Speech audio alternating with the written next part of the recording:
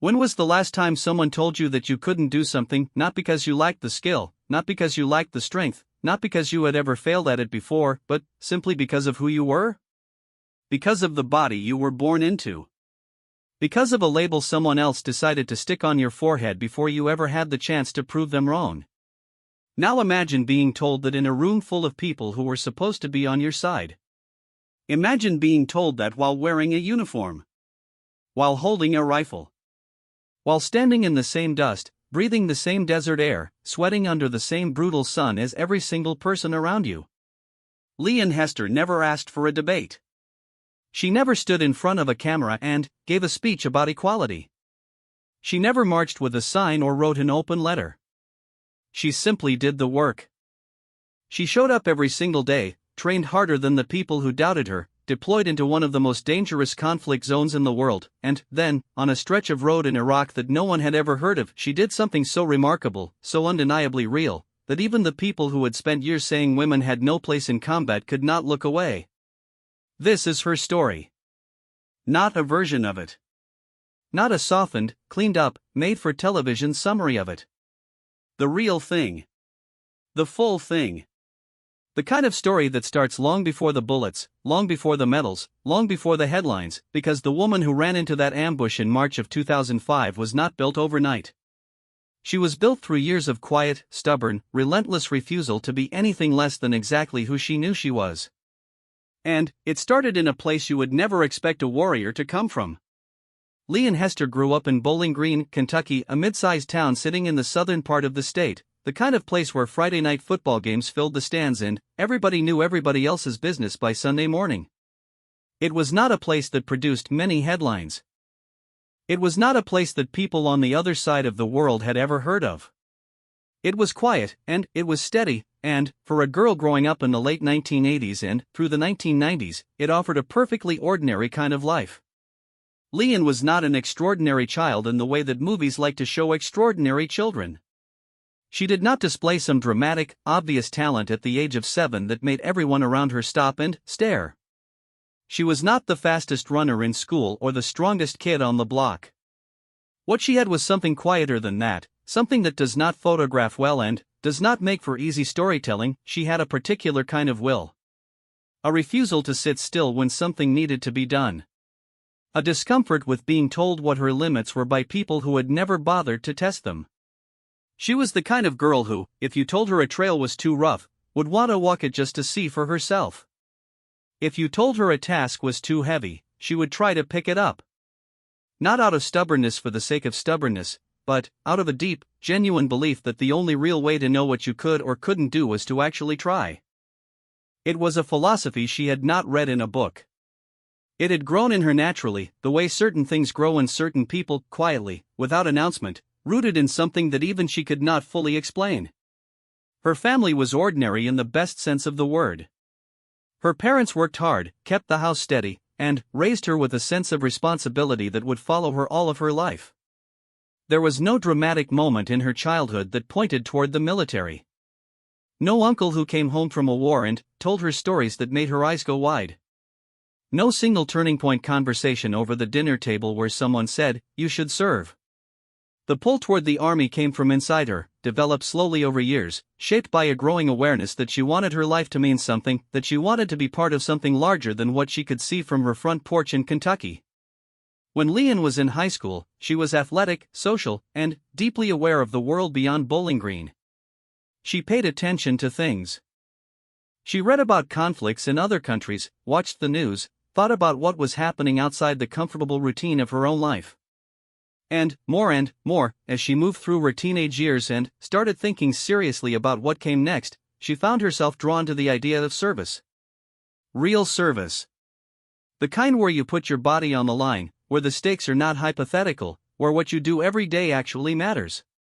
She enlisted in the Kentucky Army National Guard in 1999, when she was 18 years old. She did not do it to make a statement. She did not do it to be the first anything or to prove a point to anyone in particular. She did it because it felt right to her, because it matched the person she understood herself to be. And, in the early days of her service, before the world changed and before the wars began, she was simply a young soldier doing what soldiers do, training, learning, drilling, building herself into something harder and more capable than she had been the week before. Basic training at Fort Jackson, South Carolina, was the first real test. It was the first time she came face to face with an environment that had been designed entirely around a certain kind of toughness, physical toughness, yes, but also mental toughness, emotional toughness, the kind of durability that comes from being pushed past the edge of your comfort and having to figure out, in real time, how to keep moving anyway.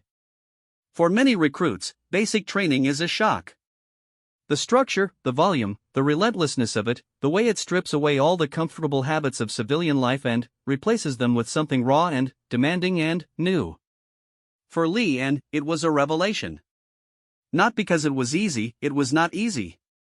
Not because she glided through it without struggle, there were hard days, days when every muscle ached and the voice in her head was not encouraging. But because it confirmed something she had suspected about herself without ever having real evidence for it, she belonged here. This world made sense to her. The discipline, the mission focus, the absolute clarity of purpose, all of it fit the shape of who she was in a way that very little else had ever fit. She completed basic training and moved on to her military occupational specialty training, where she was assigned to the military police. The military police, or MP, is not the most glamorous corner of the army. It does not come with the same mythology as the infantry or the special forces. But it is demanding, technical, and deeply important work that requires not just physical capability but the ability to think clearly under pressure, to make fast decisions, to lead and to protect and to enforce order in conditions that are often anything but orderly. Lee Ann took to it immediately. She had a natural authority about her, not the loud, chest-pounding kind that some young soldiers mistake for leadership, but the quieter, more genuine kind, the kind where people look to you without being told to, where your presence in a room changes the temperature slightly, where when you speak, people listen not because you've demanded it but because you've earned it. She was the kind of soldier that makes sergeants nod and keep an eye on, the kind of young enlisted person who you can already see will one day be responsible for others and will do it well. The September 11th attacks in 2001 changed everything for her generation of soldiers, as they changed everything for America. The abstract possibility of deployment, the thing that was always somewhere in the background of military service, the theoretical risk that you signed up knowing existed, became suddenly, brutally real. The country went to war. Afghanistan first, then Iraq. The National Guard, which had long been thought of by the general public as a part-time commitment, a weekend obligation for people who wanted a little structure and a tuition benefit, was suddenly and fully activated. Units were called up. Soldiers who had been drilling once a month in stateside armories found themselves shipping out to combat zones. Lee Ann's unit, the 617th Military Police Company, would eventually receive its orders. But before that day came, there were years of preparation, years of training that grew more serious with every passing month, years of watching her fellow soldiers rotate in and out of deployments, years of doing the work with the full knowledge that one day the work would become very, very real. During those years, she was not sitting still. She was advancing. She was promoted, building her skills, taking on more responsibility, becoming the kind of soldier who other soldiers depended on.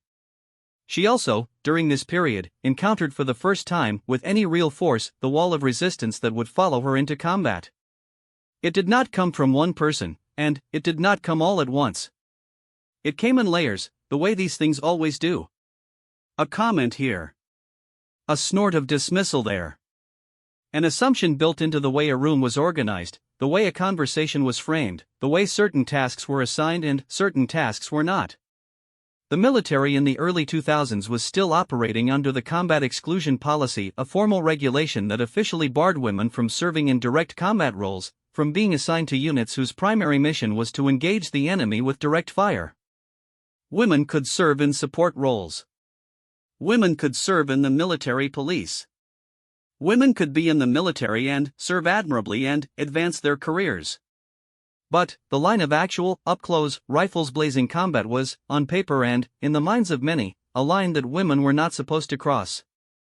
Some of her male counterparts held this view sincerely.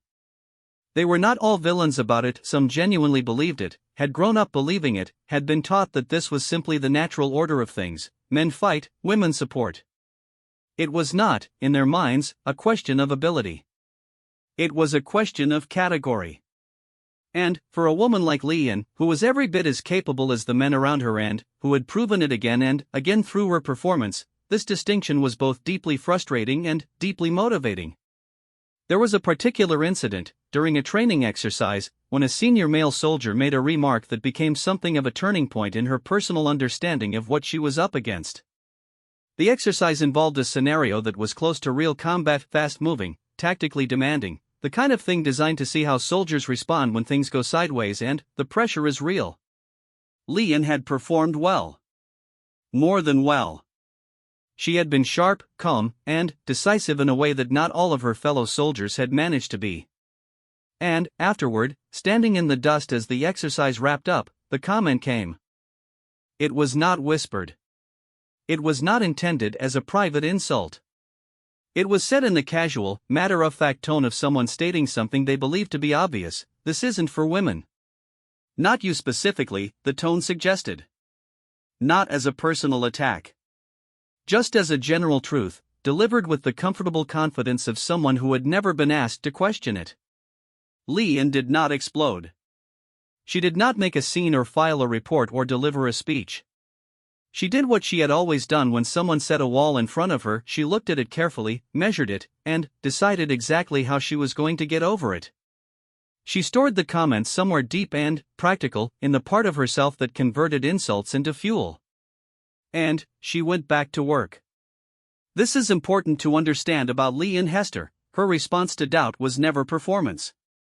It was never about proving a point to the person who had doubted her. It was about something much simpler and much more powerful. She wanted to be the best soldier she could possibly be, and every time someone told her she couldn't or shouldn't or wasn't built for this, it clarified her purpose rather than diminishing it. The doubt was not demoralizing. It was directional. It told her exactly where she needed to go. By the time her unit's deployment orders came down, orders that would take the 617th Military Police Company to Iraq in late 2004, Leanne Hester was not a soldier bracing herself for the thing she'd always feared. She was a soldier who had been preparing for years, whose skills had been honed in training and repetition and quiet, unglamorous daily effort, and who was, in the most honest sense of the word, ready. The deployment was to the area around Baghdad, which in late 2004 and into 2005 was one of the most volatile environments on the planet. The war, which had officially been declared over more than a year earlier with the fall of Saddam Hussein's government, had transformed into something more complicated, more savage, and more difficult to understand than the initial invasion had been. The insurgency was active, adaptive, and deeply dangerous. Roadside bombs, ambushes, sniper fire, the threats were real and constant, and the soldiers deployed into that environment knew that any day, any hour, any stretch of road could become the last one. The 617th MP Company's mission in Iraq centered heavily on convoy security, traveling in vehicles along supply routes, protecting the cargo and the people moving through some of the most dangerous roads in the country. It was not a safe assignment.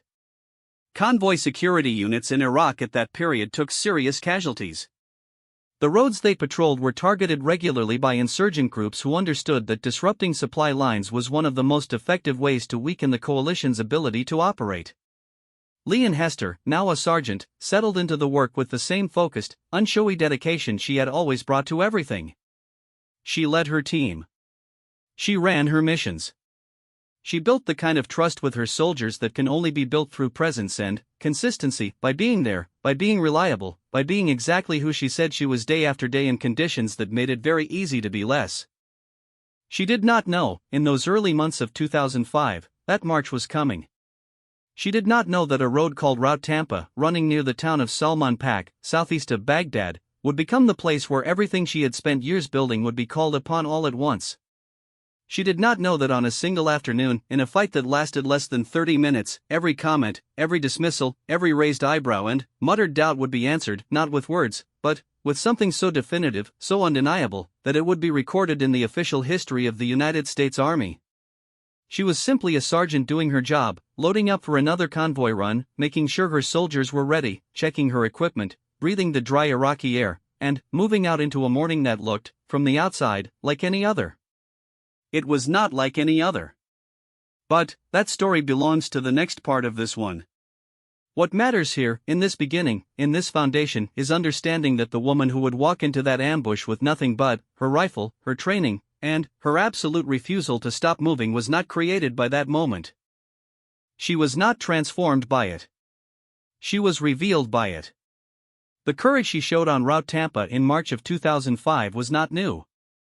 It had been there since Bowling Green, since basic training, since that comment in the dust after the training exercise that she had absorbed and converted into fuel. The battle was the proof. But the person was built long before the battle began. And that is the part that people forget when they talk about heroes. They forget how long the heroism was already living inside the person before anyone thought to look for it.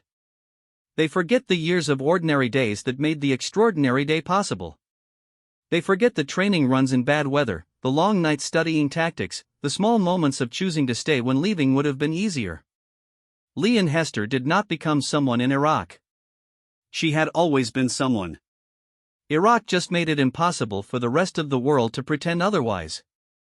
Iraq in the winter of 2004 and into the spring of 2005 was not the Iraq that anyone had imagined when the war first started. The flags had been waved, the statue had come down, the president had stood on an aircraft carrier and said the words that would later become one of the most debated speeches in American political history.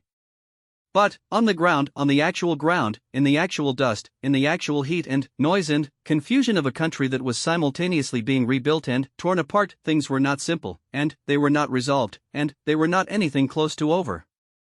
The insurgency had grown in the months following the official end of major combat operations. It had grown in sophistication, in organization, and in its willingness to be brutal. Improvised explosive devices (IEDs) had become the weapon of choice for groups who understood that they could not defeat the American military in a conventional head-to-head fight but could absolutely bleed it slowly, day by day, along the roads and supply routes that kept the whole operation running. Car bombs. Ambushes. Sniper attacks. The violence was not random, even when it looked random. It was deliberate, calculated, and constantly evolving to stay one step ahead of the countermeasures being deployed against it. It was into this environment that the 617th Military Police Company arrived in late 2004. The unit was based out of Richmond, Kentucky, part of the Kentucky Army National Guard, and had trained for a range of military police missions, including convoy security, route clearance, detainee operations, and the kind of law enforcement meets combat work that MPs do in active war zones. They were not special forces. They were not rangers or infantry units whose entire identity was built around closing with and destroying the enemy. They were MPs, a role that the American public often thought of as military traffic cops, and, yet here, in this place, their actual daily reality was as dangerous as anything being experienced anywhere in the country. The specific area assigned to the 617th was in and around the Baghdad region, with a focus on the routes south and southeast of the city. These routes, designated by coalition forces with names like Tampa and other road labels, were the arteries of the entire logistics operation. Supply convoys moved along them constantly, carrying fuel, ammunition, food, equipment, and personnel. Keeping these routes open and safe was not optional. If the convoys stopped moving, the war effort stopped functioning. Which meant that the people attacking the convoys were not engaged in random violence, they were engaged in strategy. And the people protecting the convoys were not simply doing a safety job, they were doing something operationally critical. Sergeant Lee and Hester understood this. She was not a soldier who did her job without thinking about why it mattered. She was deeply aware of the larger picture, of the way her specific role fit into the broader mission, of the responsibility that came with being the person responsible for the lives of the soldiers on her team. This awareness was part of what made her effective. She did not treat convoy security as a routine task. She treated it as exactly what it was, a mission with real consequences, where the difference between preparation and carelessness could be measured in human lives. She led a team of soldiers who had come to trust her in the way that combat soldiers come to trust their leaders, not through formal declarations of confidence but through the slow accumulation of evidence over time. They had seen her in training, seen how she handled herself when things went wrong, seen the way she never panicked and never froze and never let the pressure of a situation flatten her into someone smaller than she was. They had followed her through enough difficult days in Iraq that by the time March of 2005 arrived, they knew, not as an opinion but as a fact established by experience, that she was exactly the right person to have at the front of their formation. The daily rhythm of life in Iraq for soldiers in a convoy security role was a particular kind of exhausting. It was not the constant, unrelenting intensity of the early days of the invasion, when combat was happening everywhere at once. It was something different, a persistent, grinding vigilance that could not be switched off even when nothing was happening. You could go 3 days without anything more dramatic than a car that got too close to the convoy.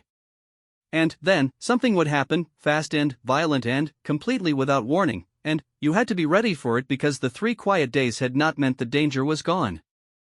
The danger was always there. It had just been waiting. The soldiers of the 617th learned to live inside the tension, to keep their eyes sharpened, their responses ready even when the road looked clear and the day felt ordinary. It was a skill that did not come easily and that no training exercise could fully replicate. It had to be earned in the actual place, with the actual stakes, through the accumulation of days that demanded your full attention and got it. Leanne carried herself through those days with a steadiness that was noticed by everyone who worked with her. There is a particular kind of pressure that exists for a woman in a combat-adjacent role in that period of military history, a pressure that goes beyond the normal weight of the job. The combat exclusion policy was still in place. Women were not officially supposed to be in positions where they would engage in direct combat. The reality on the ground in Iraq, however, had long since made the policy something of a fiction. The nature of the insurgency, the geography of the conflict, the fact that there was no front line in the traditional sense, meant that soldiers in support and security roles were regularly exposed to exactly the kind of combat that the policy said they should be shielded from. But the policy's existence still shaped the culture. It still gave ammunition to the skeptics, the doubters, the men who believed that the presence of women in their units was a liability rather than an asset. And Leanne was not naive about this. She had encountered these attitudes her entire career. She knew that some of the men she served alongside were waiting for evidence to confirm what they already believed, that a woman under real pressure would fold, would hesitate, would become a problem rather than a solution. She also knew, because she had spent her career earning this knowledge, that she was not going to give them that evidence. There was a particular dynamic within the unit that is worth understanding. Leanne was not operating alone, and her story is not a solo story, it is a team story, and the team was composed of men and women who had trained together and deployed together and developed the kind of close, functional trust that only comes from shared experience under pressure. Her squad included soldiers she had worked with for months, people who had her back in the most literal sense of the word. The team's cohesion was one of its greatest strengths, and Leanne was a significant part of what held that cohesion together. Her squad leader was Staff Sergeant Timothy Neen, a seasoned soldier whose respect for Leanne was total and unambiguous. Neen was not a man who cared about gender when it came to evaluating soldiers. He cared about competence, about reliability, about the kind of come under fire quality that makes someone genuinely valuable in a combat situation. And, by every one of those measures, Leanne ranked among the best soldiers he had ever served with. This was not a compliment he gave easily or often.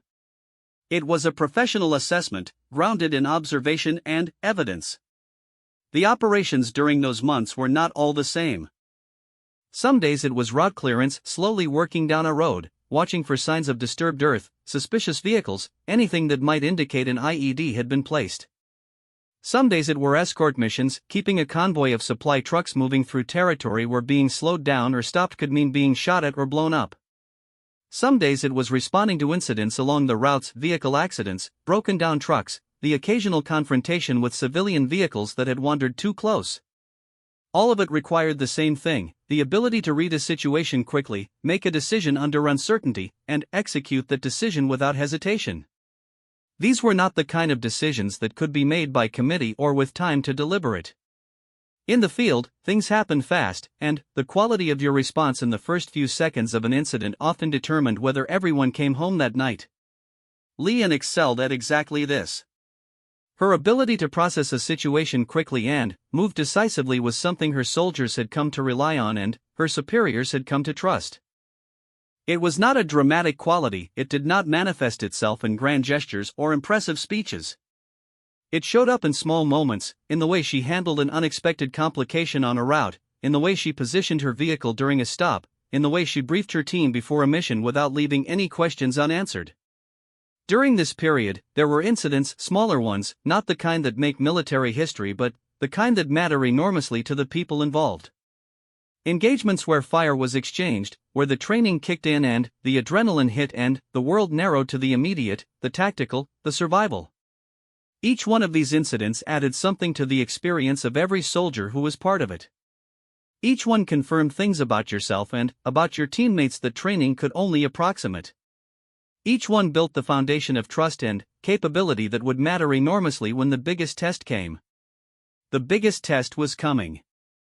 No one knew exactly when.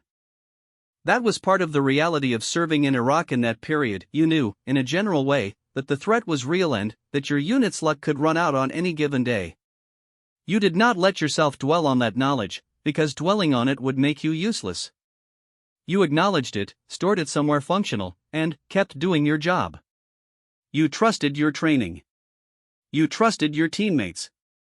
You kept your weapon clean, your vehicle checked, your situational awareness as sharp as you could maintain it after weeks of operational tempo that left you chronically tired in a way that civilian sleep could not fully cure. March 2005 arrived like any other month in Iraq, with missions to run and roads to clear and convoys to protect and the same relentless demand for vigilance that had been there since the unit's arrival. The weather was changing slightly, the brutal summer heat of the Iraqi desert was still months away, but the days were warming, and the dust was thick, and the air carried the particular smell that soldiers stationed in that part of the world learned to associate permanently with those years of their lives. On March 20, 2005, Leon's squad was part of a security element traveling along Route Tampa, which ran through an area southeast of Baghdad near the town of Salman Pak. Route Tampa was one of the major supply arteries in the region, heavily used, heavily targeted, and very familiar to the soldiers of the 617th who had traveled it dozens of times. Familiarity, in combat, is a double-edged thing. It builds efficiency. It can also build complacency.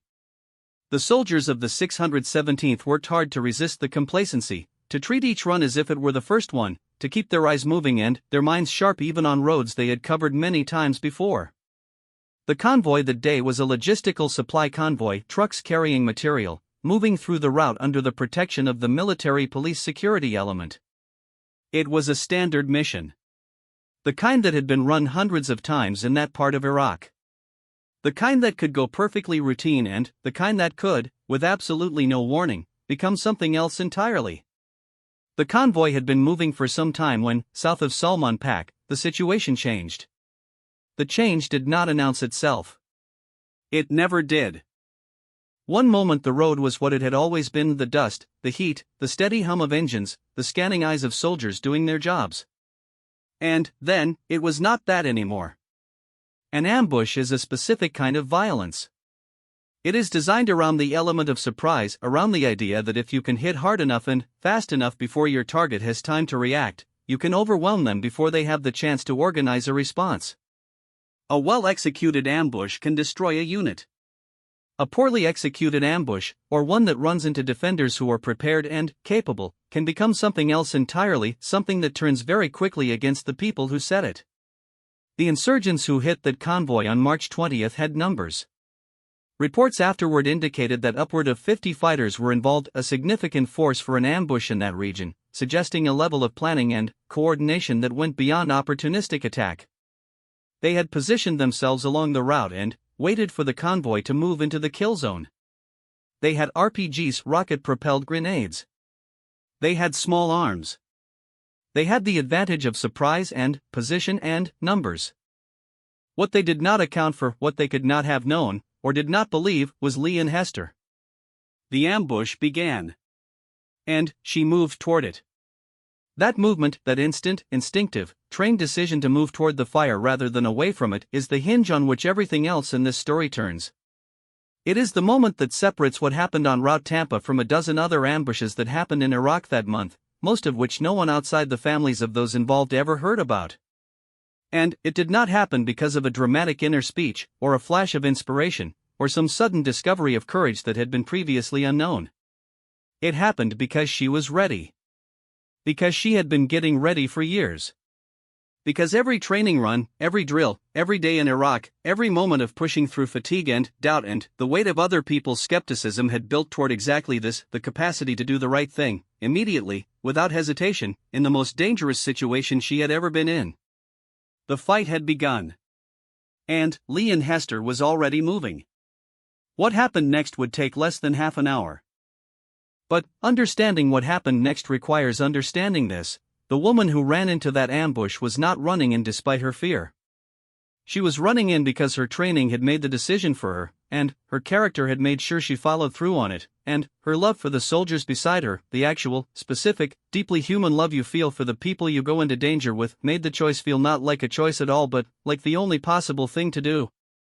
This is who she was, after all those years. This is what all of it had been building toward. The road south of Salman Pak, on a March afternoon in 2005, was about to find out exactly what a woman who had been told her whole career that this wasn't for her was actually capable of.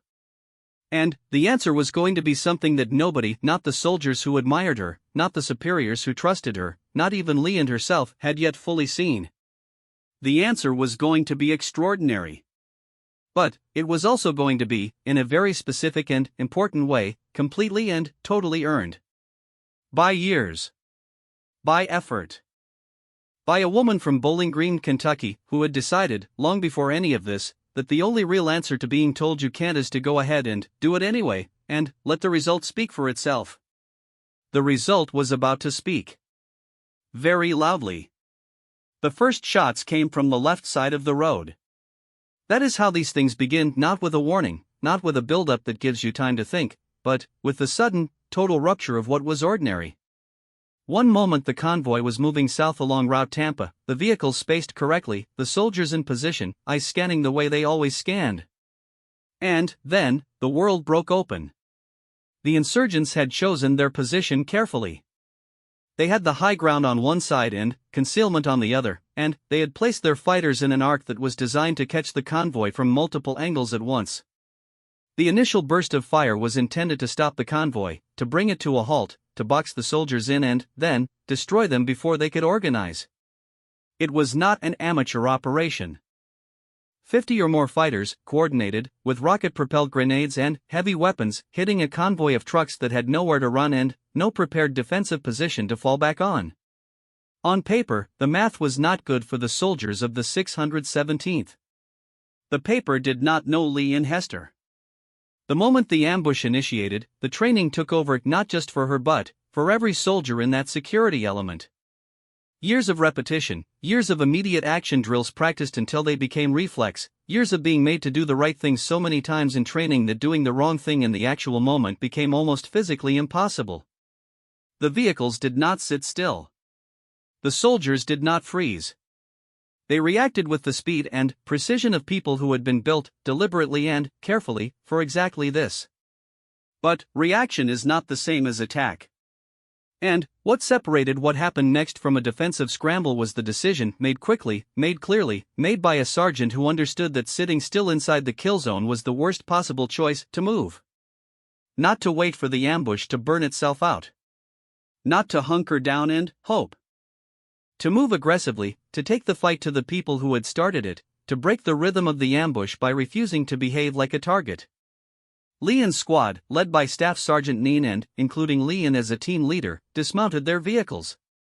They came out into the open, onto a road that was being swept with enemy fire, and they moved toward the enemy positions. This is the kind of decision that sounds simple in a sentence and is absolutely terrifying in real life, leaving the cover of your vehicle, going on foot toward armed fighters who outnumber you, running through a field under fire because the mission requires it and the people beside you are counting on you and you are, in every sense of the word, a soldier. Leon moved. She moved through the irrigation ditch that ran alongside the road. She moved with her M4 rifle, moving toward the trench lines where the insurgents had taken up position. The fight was close, this was not a firefight happening at a safe distance. She was within grenade range. She could see the fighters she was engaging. She could hear everything. The noise of a sustained firefight at close quarters is something that soldiers describe as total. It fills your entire world, there is nothing outside of it, and the only thing that exists is the next decision you have to make in the next 2 seconds. She made those decisions correctly. Again and again. She moved along the trench line, engaging fighters at close range, clearing positions. She used her rifle with the efficiency of someone who had trained with it for years until it was an extension of her own body rather than a tool she was operating. She maneuvered, changed position, used the ground, didn't present herself as a fixed target, moved the way soldiers are trained to move when the enemy is very close and very capable. She identified threats and she eliminated them, and she kept moving. At one point during the engagement, the squad used grenades to clear a section of trench, the kind of close-quarters tactics that most people only see in movies, that feel abstract and heroic from a distance and are, in reality, intensely precise and deeply dangerous. The coordination required to do this well, to move together as a team, to cover each other, to make sure that the person throwing the grenade is protected while they throw it and that everyone knows where to be when it goes off, demands trust and training and total clarity of mind. They had all three. The fight lasted approximately 25 to 30 minutes. By the end of it, the ambush had been broken. The insurgents, who had had every tactical advantage when they initiated the attack, had been driven out of their positions. 27 of them were dead. 6 more were captured. The convoy was intact. All of the soldiers in the security element were alive. Read that again, because it is worth pausing on. 27 insurgents dead. Convoy intact. All of the defending soldiers alive. This was not a survival story. This was a victory. A small, violent, 30-minute victory in the middle of a very long war, the kind that doesn't make the nightly news in peacetime but that the soldiers who were there will carry in their bodies for the rest of their lives. It was the kind of victory that is only possible when a unit has been built right, when the training has been done correctly, when the leaders are exactly who they need to be in the moment that matters most. Lee and Hester had personally engaged multiple enemy fighters and was directly responsible for a significant portion of the outcome. Her movement, her aggression, her absolute refusal to give ground in the face of a numerically superior enemy, these were not accidents of circumstance.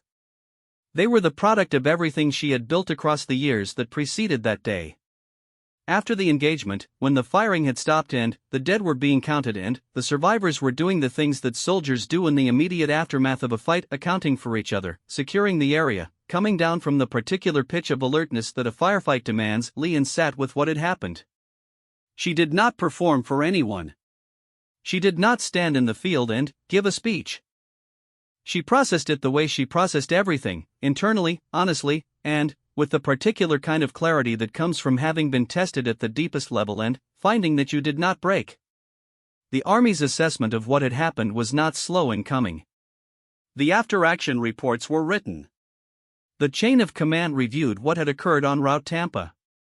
And the conclusion, reached quickly and unambiguously, was that the performance of the 617th's security element on March 20, 2005 had been exceptional and that several soldiers deserved formal recognition for their actions. Staff Sergeant Neen was nominated for the Distinguished Service Cross. Several other members of the squad were nominated for various awards. And Sergeant Leon Hester was nominated for the Silver Star, the United States military's third highest award for valor, given for gallantry in action against an enemy of the United States. She received it. On June 16, 2005, in a ceremony in Baghdad, Leon Hester was awarded the Silver Star. She became the first woman since World War II, since the Army Nurse Corps soldiers decorated for their actions during the Second World War, to receive the Silver Star for direct combat action. Not for service under fire. Not for supporting a combat operation from a distance. For direct combat action. For closing with the enemy, engaging them at close range, and performing in a way that could not be described as anything other than exceptional. The ceremony was attended by senior officers, by her fellow soldiers, by representatives of the press.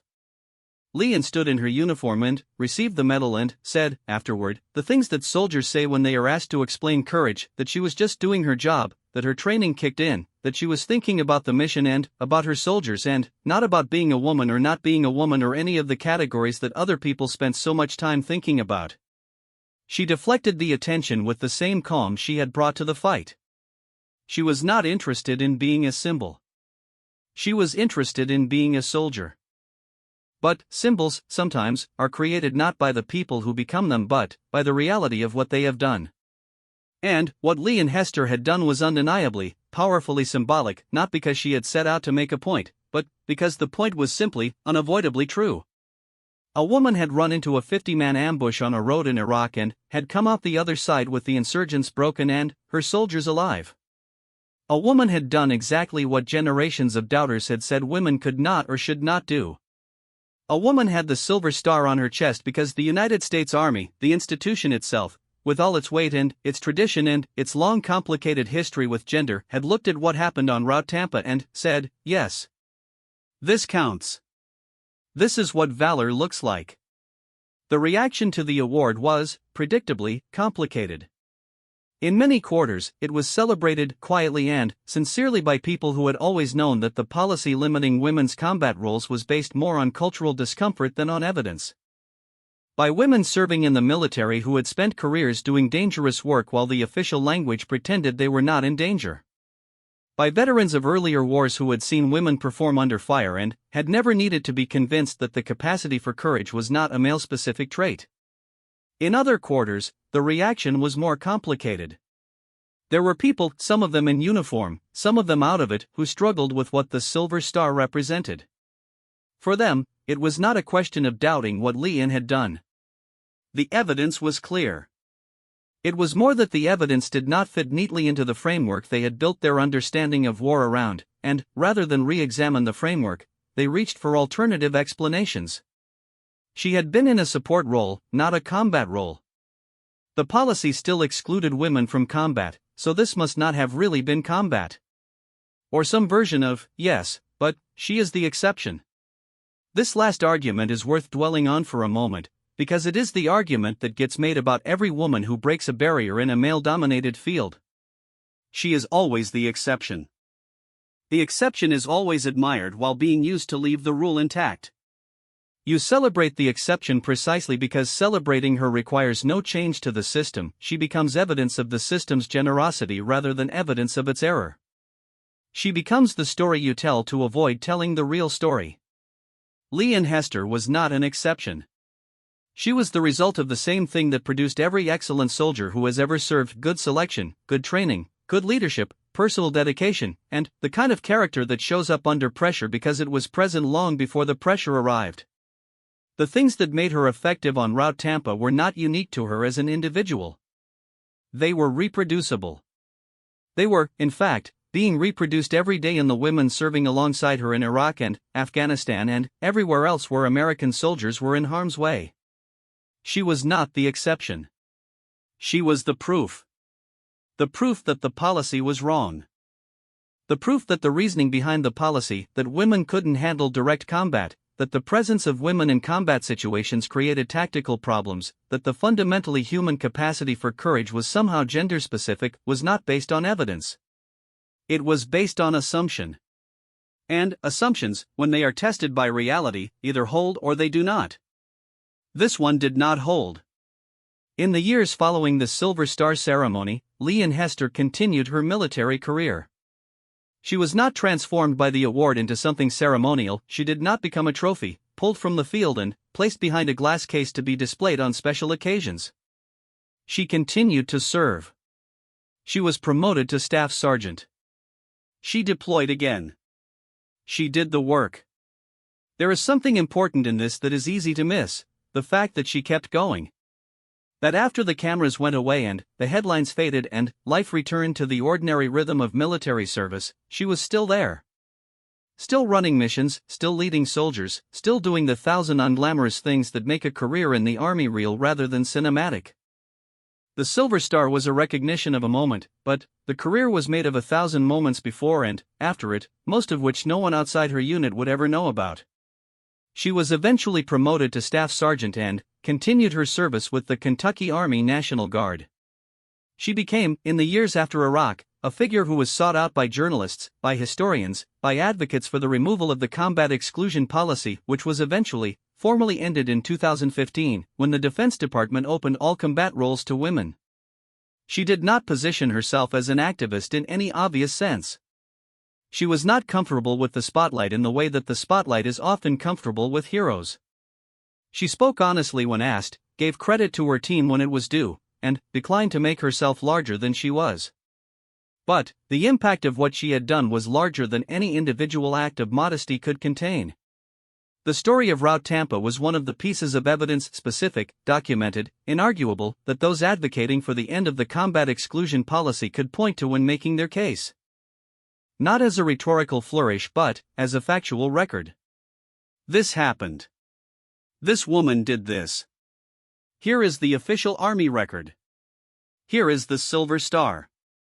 Here is the citation that describes, in formal military language, what she did on that road on March 20, 2005. When the Defense Department made its announcement in January 2013 that the combat exclusion policy would be lifted, and then, again in December 2015 when the final rule change took effect and all combat roles were formally open to women, Leon Hester was not the only reason. There were thousands of women whose service and sacrifice had contributed to the weight of evidence that made the policy untenable. But her name was part of that conversation. Her Silver Star was part of that conversation. The thing that happened on Route Tampa was part of that conversation. And, somewhere in the ledger of American military history, in the careful, formal record-keeping that the Army maintains about what its soldiers have done and how they have done it, there is an entry that describes a sergeant from Bowling Green, Kentucky, who dismounted her vehicle under fire, moved through an irrigation ditch toward an enemy position, engaged approximately 50 insurgents at close range with her rifle and, with grenades, and turned a well-planned ambush into a rout. There is no note in that entry about her gender. It is simply a record of what happened. A record of what a soldier did. The kind of thing that soldiers are trained to do, that soldiers have always done, that soldiers will continue to do as long as there are wars and people willing to fight them. The other thing, the thing about women, the thing about the policy, the thing about all those years of being told that this isn't for you, that is not in the official record because the official record does not need it. The official record is simply the truth of what happened, stated plainly, in the language that the Army uses for these things. The truth is enough. It has always been enough. Leon Hester understood this before anyone else in the Army's leadership did. She understood it when she was 18 years old in basic training and she felt that particular rightness about the life she had chosen. She understood it in training exercises when the comments were made and she stored them as fuel. She understood it in Iraq, in the long daily grind of convoy security, in the building of trust with her soldiers, in the maintenance of the sharp edge that a combat environment demands. And she understood it in the 30 minutes on Route Tampa when everything was noise and fire and the world had narrowed to the next 2 seconds and the decision inside those 2 seconds, and she moved without hesitation because she was ready and her soldiers needed her and the mission required it. There are people who, even now, would want to qualify this story. Would want to add footnotes.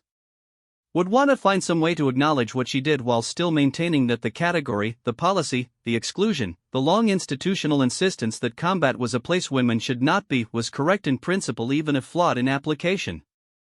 There is no footnote that holds. There is no qualification that survives contact with the facts. There is only the road. The ambush. The soldier who ran toward it. The Silver Star. The record. And the complete, total, documented proof that when someone tells you this isn't for women, sometimes the only response that matters is to go ahead and do it so well, so clearly, so undeniably, that even the people who said it are left without a word to say. Leon Hester left them without a word. The road south of Salman Pak, on a March afternoon in 2005, had said everything that needed to be said. And her combat record written in the official history of the United States Army, preserved in the citation that accompanied the third highest decoration for valor that country gives, had proved, once and for all, that it was never about gender. It was always about the soldier. And she was exactly that. A soldier. Fully, completely, and forever. The best kind.